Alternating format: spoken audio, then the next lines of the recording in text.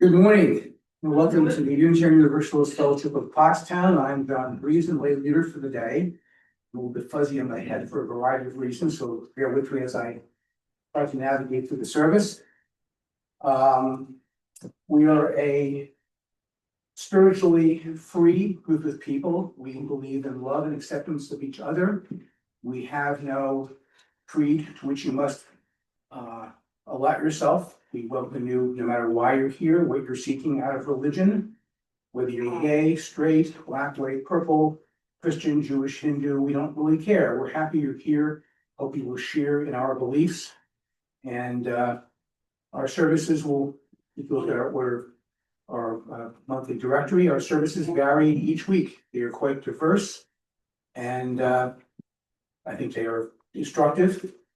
And actually, any of you who want to lead a service, we're always looking for people to lay lead. And you have an idea that is fertilizing in your mind, we welcome you to do so. Do we have any announcements with regard to the benefit of the congregation? Yeah, I do. If you look at the chair to the side, there are a couple of items that I want to move onwards. There's a bag which came with our driveway resealing. That's for anyone who wants it. There's a Yankees hat. Sorry, for you Phillies fans, but it's there if anyone wants a cap. There are some Sharpie markers that I got, so I didn't think I had one to outline what I'm doing today. So we have those. And in addition, I was going up north to New Jersey and needed an easy pass module for my car. I got one from the local store, which you can do from Weiss. I then read it, so I tried to register it, but I got onto the one module and I inadvertently ordered a second one. So there's an easy pass module sitting over there. If anybody wants to have it, because all you need is the module. It tells you internally how you get onto a website and log yourself in. So please feel free to help yourself to anything you see over there. Would make me happy as I wouldn't have to take it home.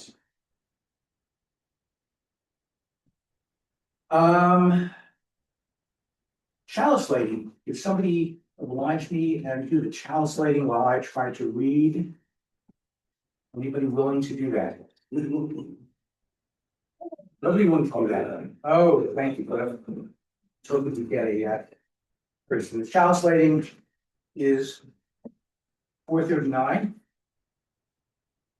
Sorry. All right, the chalice lighting. Blessed is the match consumed in the kindling flame.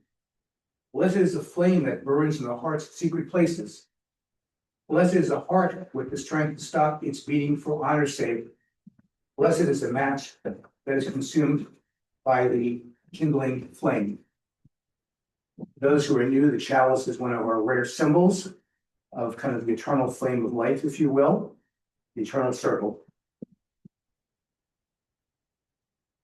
So we choose to use a chime, which is kind of the official beginning of the service in a more serious sense. We all have busy lives. We all have mechanical devices that make noise, pagers, mobile phones. And I'm going to ring the chime and we'll ask you to put everything that can make noise into a silent mode so as to not disturb the service.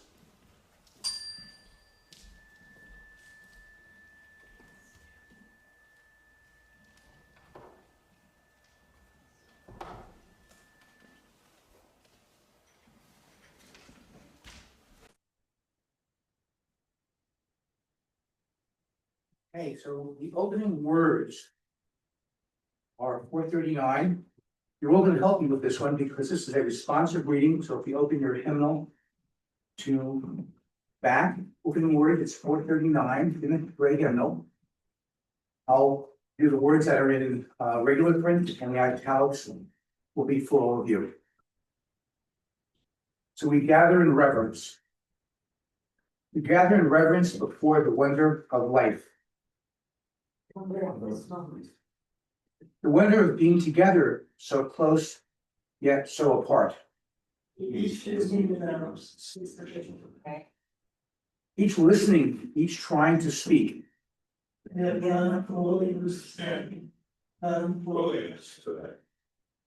gather in reverence before all intangible things. that eyes are not, nor ears can detect.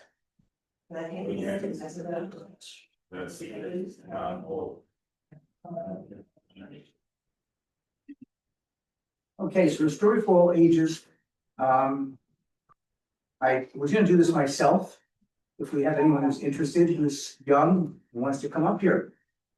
We have at least one. Okay, this is going to be a simplified version of what the sermon will be about, and what my talk will be about as soon as the young people move on. So I guess it's all about you today. So we're going to talk about major things that have happened in medicine, major discoveries, movies that have made about those discoveries.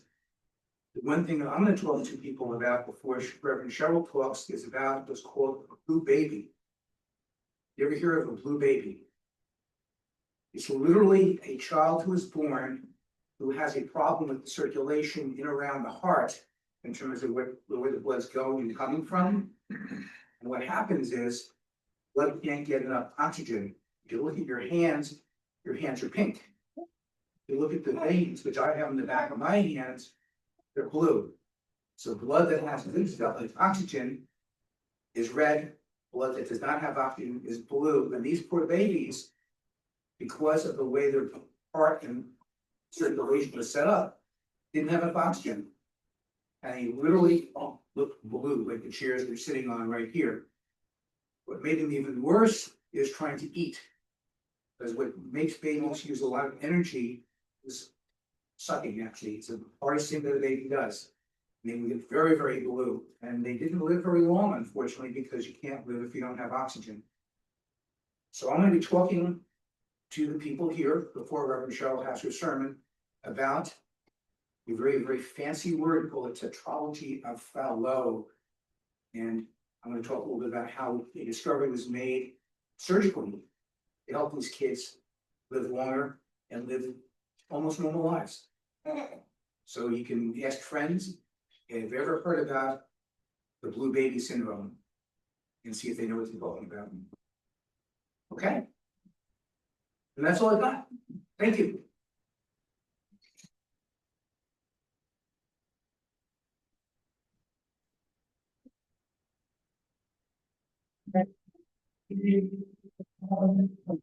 Yes.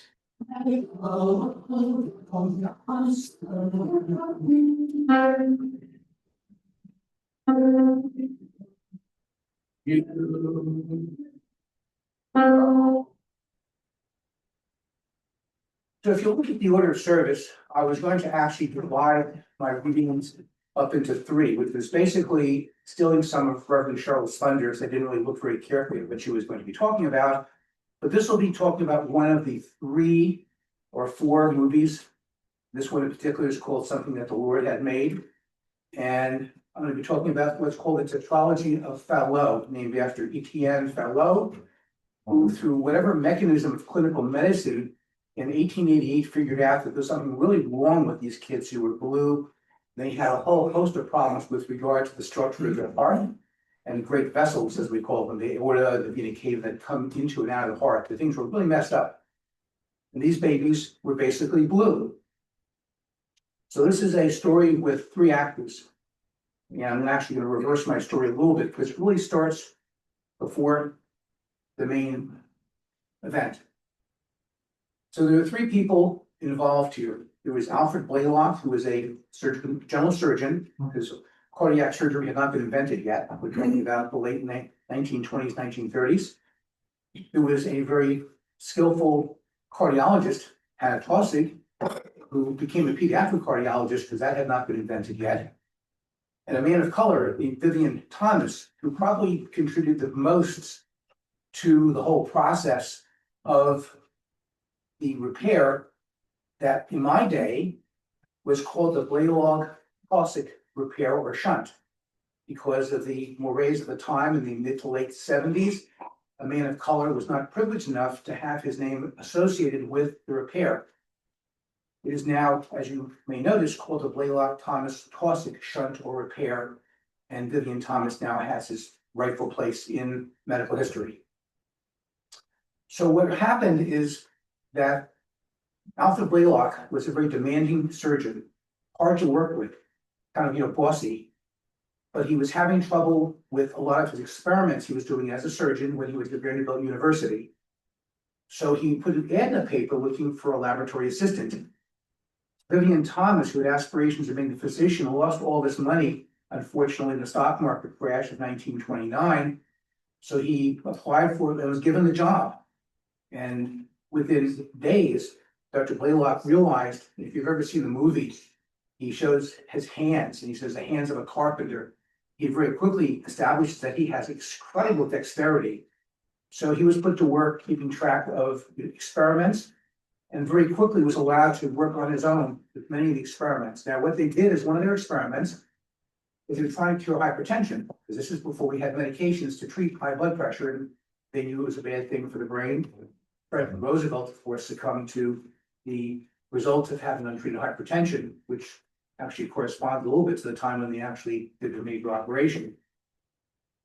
So they worked on a shunt that actually, oddly enough, was very similar to the shunt that was invented to solve the blue baby problem.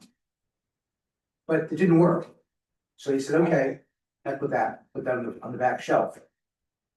In the meantime, Dr. Blalock and along with Vivien Thomas, they went to Johns Hopkins, which was only about 20, 25 years old at the time, but was already famous for Osler and famous physicians. Blalock became the head of surgery, the chief surgeon. Already existing at Johns Hopkins was Hannah Taussig. And Hannah Taussig was interesting because she could not hear all that well. A bit odd for a cardiologist since our ears are so important to hear things. So basically what she learned to do was to put her hand on the chest of the child and she could actually feel the vibrations that came from the very loud flow of blood. And before she could do that, she began to realize that there was a major problem going on here. Now, one of the things that she did is she used fluoroscopy. Any of you have had an epidural or anything of that sort would know that fluoroscopy is a use of X-ray, which is kind of kept on almost like a moving picture. And using that, she began to intuit what was wrong and what needed to be done to correct the problem of the blue baby. The problem is she approached a surgeon in 1939 who was too busy doing some other kind of surgery, number one. Number two, much like a sermon I gave a while back about doctors and God, basically, people didn't want to touch the heart. Even in the late 30s, the heart was thought to be this sacrosanct organ that mankind should not tamper with. Well, she approached Dr. Blalock and said, surely there must be something you can do. And she even came up with the idea of a shunt, some bypassing structure. Dr. Blalock was immediately intrigued because he said, that's kind of what we did when we tried to treat hypertension, but it didn't help hypertension, but maybe it'll be useful in this case. So we set Vivien Thomas to the task of working on dogs. And I'm sorry for people who love animals, but they used over 200 dogs where he would alter the function of the heart, the mimic the pathology of Fallot, and then try to find a way to fix the problem with a shunt. And there's the name of the dog, which I have here, was the dog who was the one who was the first one to survive his operation. And eventually he had done this enough times that it became feasible to try it on a human being. To keep in mind, Dr. Blalock had only done one procedure himself on the dog. But the name of the movie came from Dr. Blalock's comment. He watched the intricate suturing and imagine we're on a dog, this is like a small creature, not as small as a human baby. He said, he looked at the sutures and said, that looks like something that the Lord has made, which became the name of the movie, about which Rev Cheryl will talk a bit more, going forward. And so in November of 1944, he did the first successful operation on a child who was 15 months old who turned pink right away. The rerouting of the blood, getting nice oxygenated blood into a system that was not allowing that to happen, was immensely effective, as it was with the next two. They published an article, and the whole world began doing the procedure. Dr. Blalock himself did quite over 1,000 procedures in the course of his career. So that's the good part of the story. The sad part of the story is Dr. Blalock had to work in prejudiced, racially segregated South in Baltimore. So when Vivien Thomas would come to the hospital after this was all happening, he couldn't wear his white coat because people looked at him in askance and said, here's a black man in a white coat. Because there were no black doctors at that time, at least not in that area. And so he would walk in street clothes and would don his white coat when he got into the laboratory. There was also a bone of contention because Dr. Blalock published many articles about this procedure and other things going forward, and he virtually never mentioned Vivien Thomas in any of his work. So the two men had to work in this divided society, working as colleagues very amicably in the laboratory, but also with this separation. In fact, there are stories that Vivien Thomas was often a bartender at soirees that Dr. Blalock would have because he couldn't have him come in his true form because it wouldn't have been appropriate to the society of the time. Vivien Thomas continued at Johns Hopkins for a good 30 years, teaching generations of residents the intricacies of suturing. In fact, the instruments that were used in the first surgery were actually made by him to work on the dogs. So he also invented the instruments that were used to do the surgery that made Dr. Blalock quite famous. The nice part is that eventually, and I won't go into the details, a variety of residents who he had trained really in the suturing techniques paid for a portrait of him. And that portrait, I won't go into details again, hangs in Johns Hopkins adjacent to Dr. Blalock's portrait. So he has gotten his due. He eventually was given an honorary doctor of the arts. It would not give him an honorary doctor of medicine because even in the 60s and 70s, if we go back that far, society had not come far enough to allow Hopkins to give him the honorary degree which was appropriate to what he had done for the entire part of medicine in the beginning of this major operation. So what came out of this, aside from Vivien Thomas eventually getting his due, was Dr. Blalock became basically the first cardiac surgeon because adult cardiac surgery had not arrived yet. Hannah Taussig became the first pediatric cardiologist, and this all came out of this one process. So going on at some length, but I was just fascinated by, as I read more and more about how these three people came together to make this happen, but I felt that we should probably honor them with that fact. And what we'll do to reorder things a little bit is we'll do the hymn, the offertory, and then we'll do the second hymn, and then Rev Cheryl will provide us with her sermon. This was easier for me, I think, to go through the entire story without an interruption. So our first hymn is number 66, and please rise as you are willing and able, and join in the singing of the hymn.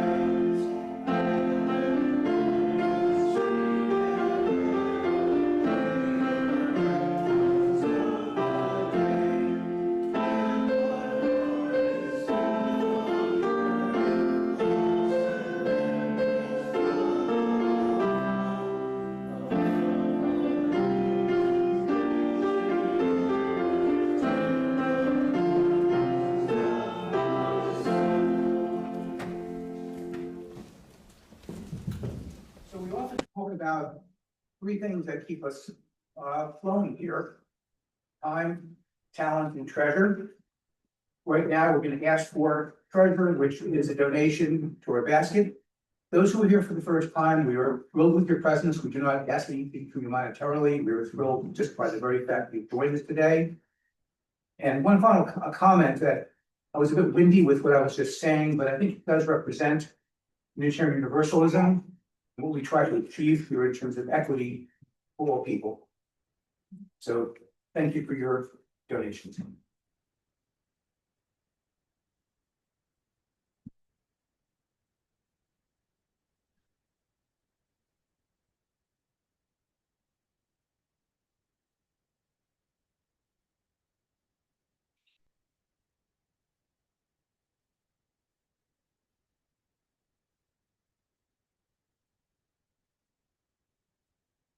I think Kay, we have stepped out.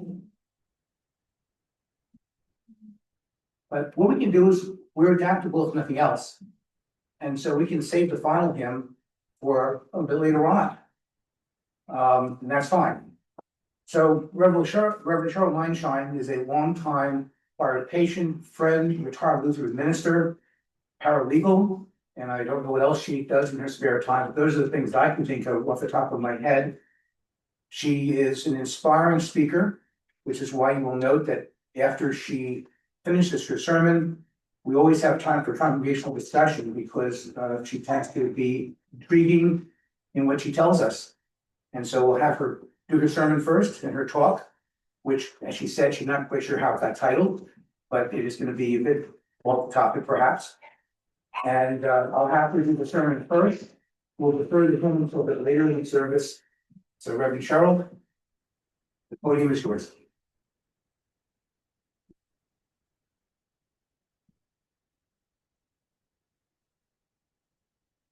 Good morning. This is going to date me, but it was not unusual when I was growing up for the TV to be tuned to medical shows like Ben Casey, Dr. Kildare, or Marcus Welby, MD. When I was old enough to have control of the channels myself, one of my favorite shows was House with Dr. Gregory House, or I can still whistle the theme from my other favorite medical show, St. Elsewhere.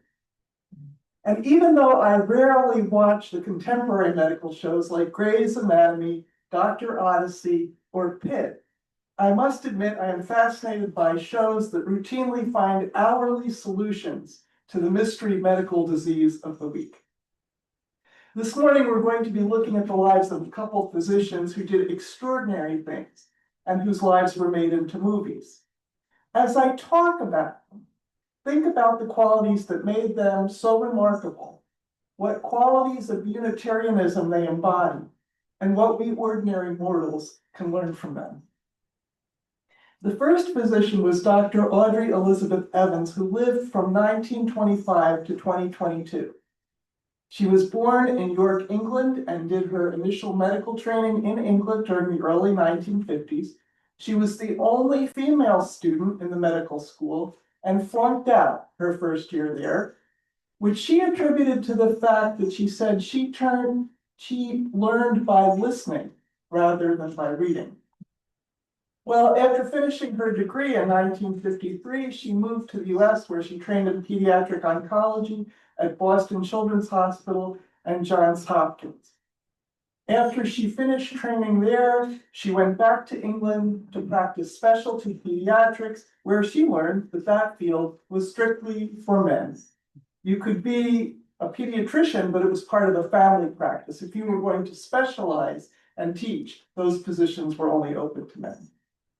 So she headed back to the US, where she was recruited by C. Everett Koop, who was the surgeon-in-chief at the Children's Hospital of Philadelphia, later the US Surgeon General. But she was recruited there to create a pediatric oncology unit. And curiously enough, she was running this major unit at a time when women in the country couldn't even apply for a credit card in their own name. She spent the rest of her career at CHOP. Most of her work centered around the diagnosis and treatment of neuroblastoma, which is a kind of cancer most commonly found in the adrenal glands near the kidneys, but also in the abdomen, chest, neck, pelvis, and around the spinal cord. It is the most common cancer in infants and is rare in children over the age of 10. When she started at CHOP, the survival rate for children with this kind of cancer was about 10%. Now it is over 80%. And that's a large part due to her efforts in creating a staging system, which I kind of thought was around forever, but it's not. Now people tend to think in terms of stages of cancer. That was a new thought that came up with her. And that ability to be able to stage children and determine where they were at in the disease process helped the physicians to tailor treatment to their condition and improve their mortality rate. As CHOP's pediatric oncology department grew and people came from a wide range of places to be treated there, Evans realized that the families of the children who were being treated had no place to stay. In the early 1970s, she was introduced to the owner of the Philadelphia Eagles when the team had raised $100,000 for children with cancer. Evans needed more money than that to build a house for families. So she went to the Eagles again, and there was a player whose daughter had cancer who had been working with McDonald's to raise money through their Shamrock Shakes. And the regional manager of the McDonald's said, you know what? If you call these family houses Ronald McDonald houses, I will give you the rest of the money for the house. The manager agreed to use the proceeds from the Shamrock Shakes to pay for the house, and so it was, and it was the first of many. The first Ronald McDonald house was in Philadelphia. It started out as a place to sleep and eat, and as the programs have grown, they've adopted Evans' total care approach and created a place for family-centered care. It's now considered a home away from home, free of charge. There are more than 1,000 programs in 63 countries, and they've housed over 7 million children and their families. The film, Audrey's Children, was released in 24 and tells the story of Evans' first 2 years at CHOP. She was shown to be creative and determined, with a willingness to push the rules and the limits.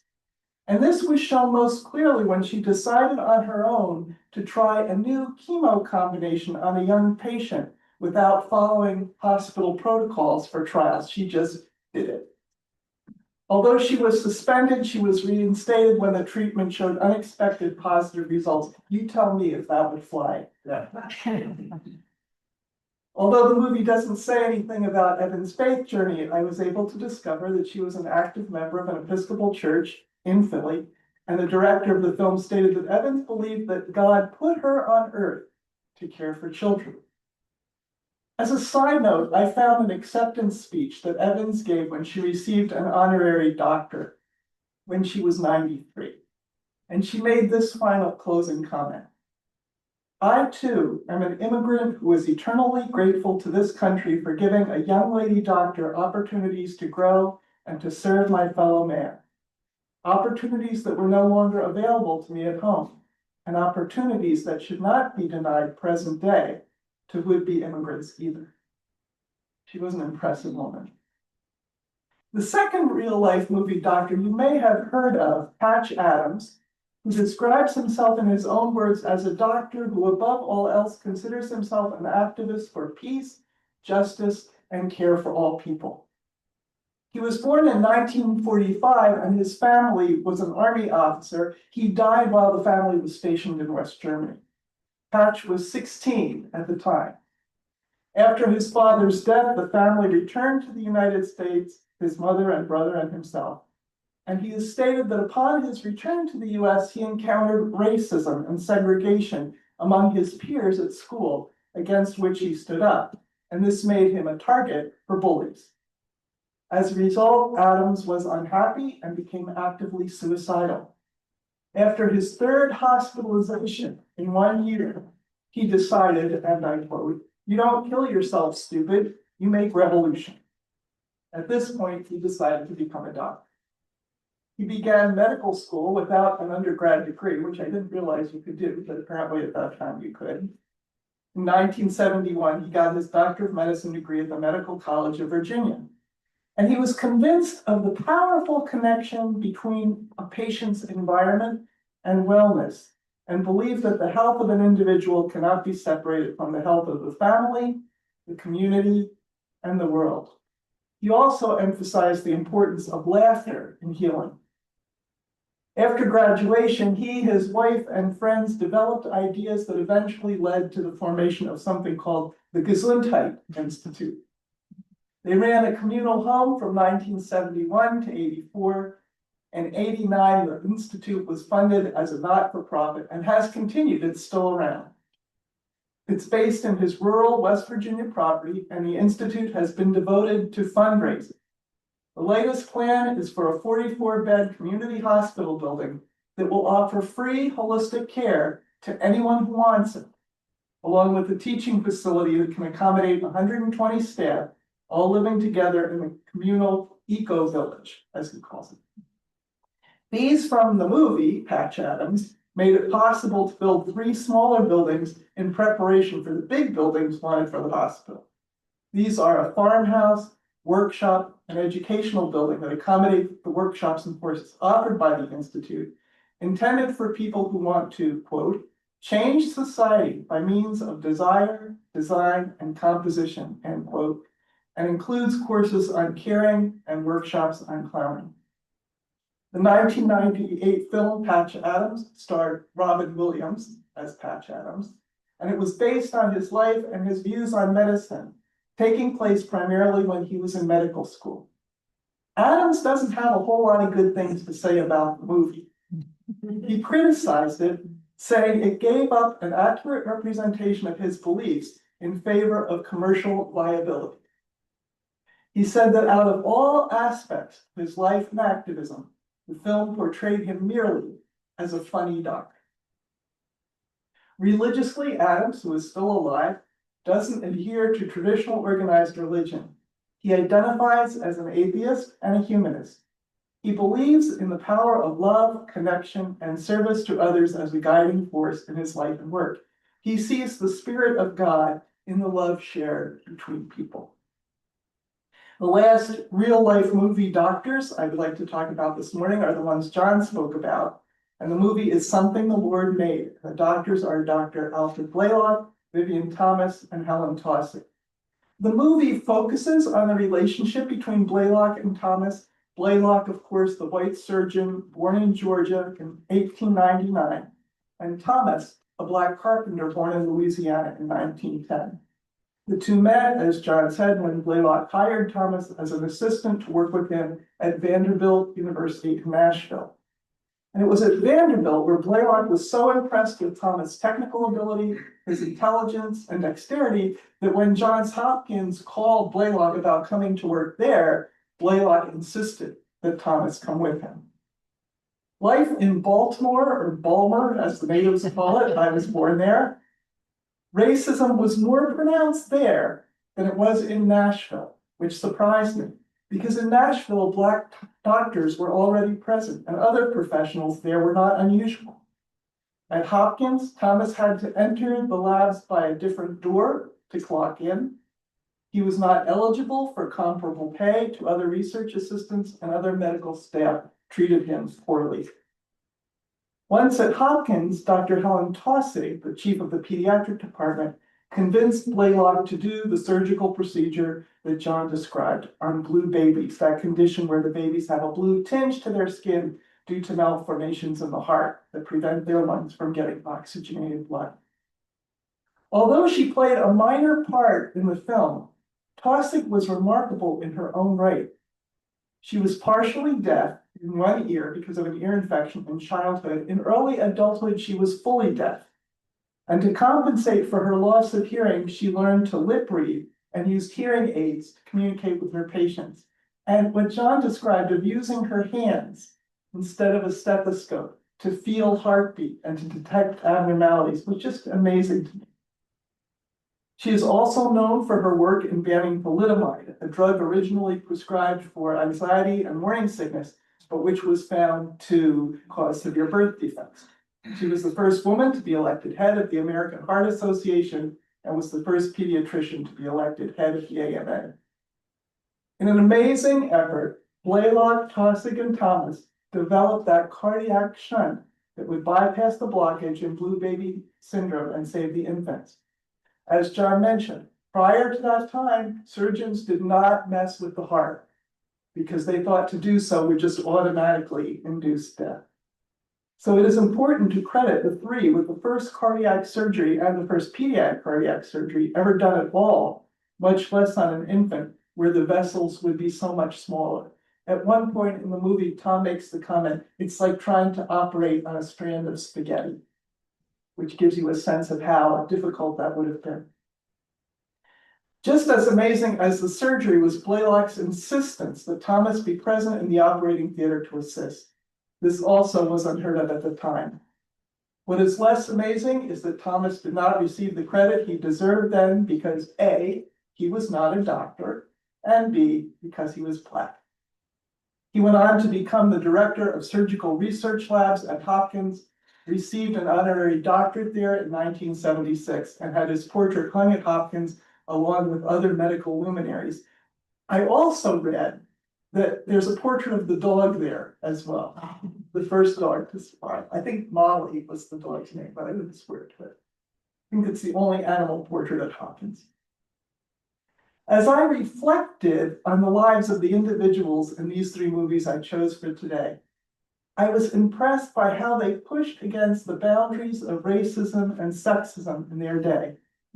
They also pushed for a more holistic treatment of patients and their families that went beyond merely dealing with the symptoms of their medical condition. And I found myself wondering how doctors and medical institutions today are going to battle today's barriers, including the increasingly politicized barriers that are being thrown up, especially regarding the treatment of women, children, and the poor, which could easily be another 20-minute exposition, which should be saved for another day. But I think the issues and the social justice issues that are coming up around medicine and how it's prescribed, how people are treated, is something that doctors and institutions are going to need to face and deal with, and already are in some cases. But that's enough info for today. So that would be a different soapbox. What do you think?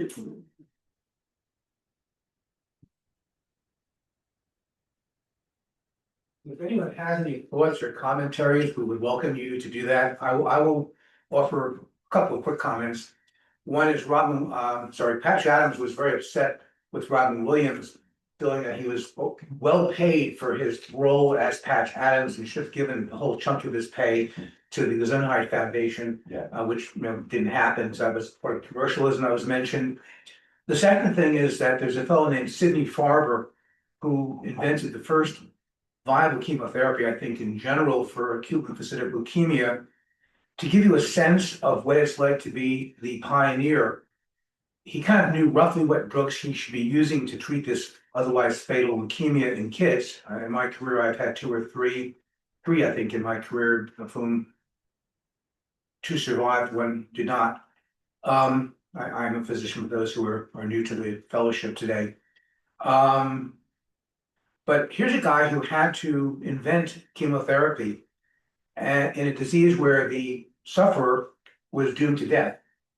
And so he basically, quote, killed or knocked out the bone marrow of the first kids. Remember, this is before we had drugs like Epigen, which makes you make red cells, Neupogen, which makes you make white cells, and all the transfusions that we have now that can replace the blood products.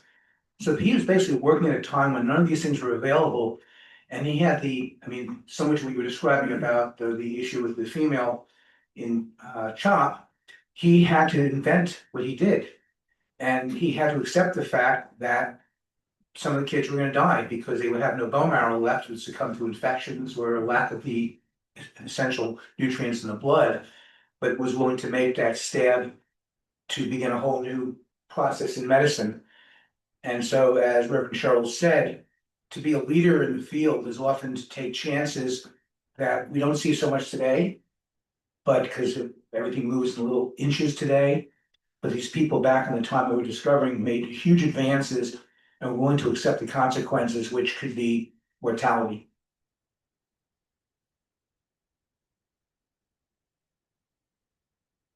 I just like to make a comment, it would be. We watch so many documentaries now because it's really hard to watch anything else. So it would be really good to have a Patch Adams document, especially since he's still alive, so I'm just throwing that out. Yeah. There may be one, I'd have to look on his website. He Okay, does have a website.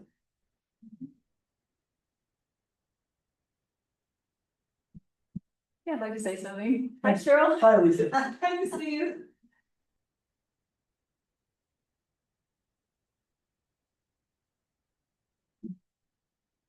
I'm so glad you mentioned C. Edgar Coop because I had forgotten his name. I knew what he did, I forgot it.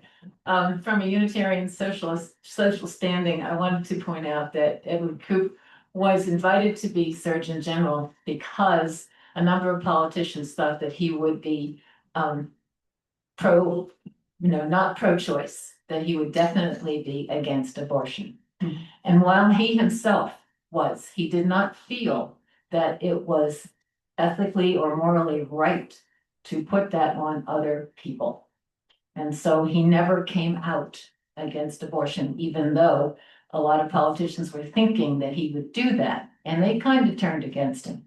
He also had an uphill battle getting the warning about smoking put on cigarettes. And suddenly, Laura Lard and all the other companies were going to their politicians and saying, you can't let this person do that. So he really had a tough struggle with that. So I just thought, and also he was very open about the fact that it's okay to touch folks who are ill. And there are diseases that will not be transferred, and you can still be fine with that. And so he illustrated that on television. And by shaking hands and putting his hand on the shoulder of somebody who had HIV, said, you won't get it this way, and don't run away from it. So he had a lot of good stuff, but it was a fight the whole time.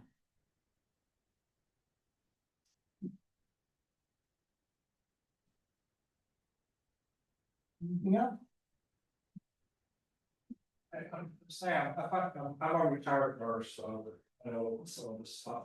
I find it interesting in that all society in general and how things are now, and you look back through time, and how like in medicine or even economics or any of these things where there's these small little sections who say we need to take care of everyone. We need to provide support for them. We need to try to not break the barriers, but continue whatever faith you believe says that you should do for everyone. Now, this is an interesting topic and timely yet again for what's going on within the medical profession and healthcare and everything else. It's interesting. I didn't know the full more of the story about the Ron McDonald House. And I thought it was really moving. Yeah. Yeah, I think the whole question about medicine and treatment and outreach, all of that now is just so up in the air. And to take it on is tough. Anything else? You guys must have the summer blahs this morning. Not enough coffee.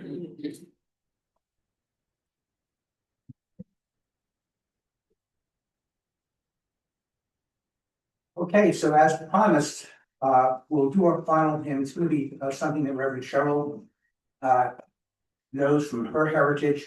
We're not familiar with it, so Kay's gonna play it through. I guess, or no? oh. Or not. And probably, we'll see if we can get through all 4 verses. We'll see how well we do with our practicing, unless we want to go right through to it. I'll play it. Okay.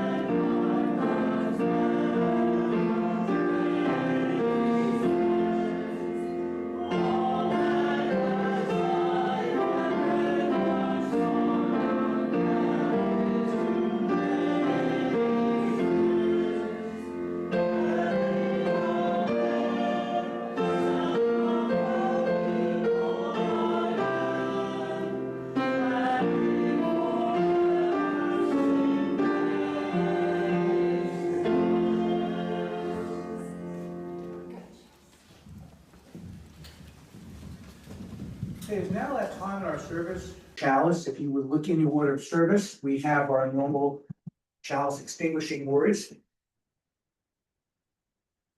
So please join me. We extinguish this flame.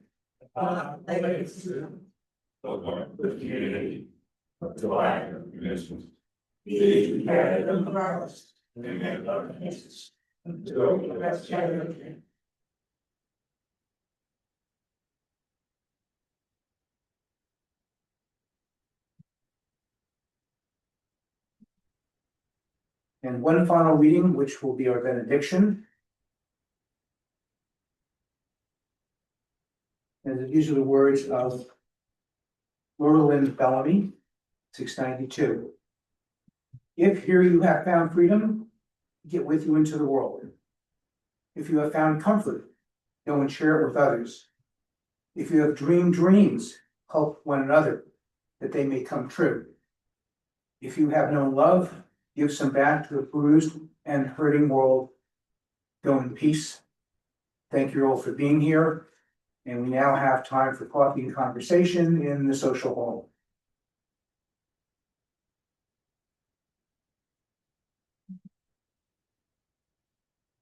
We talk now without being heard. Hey,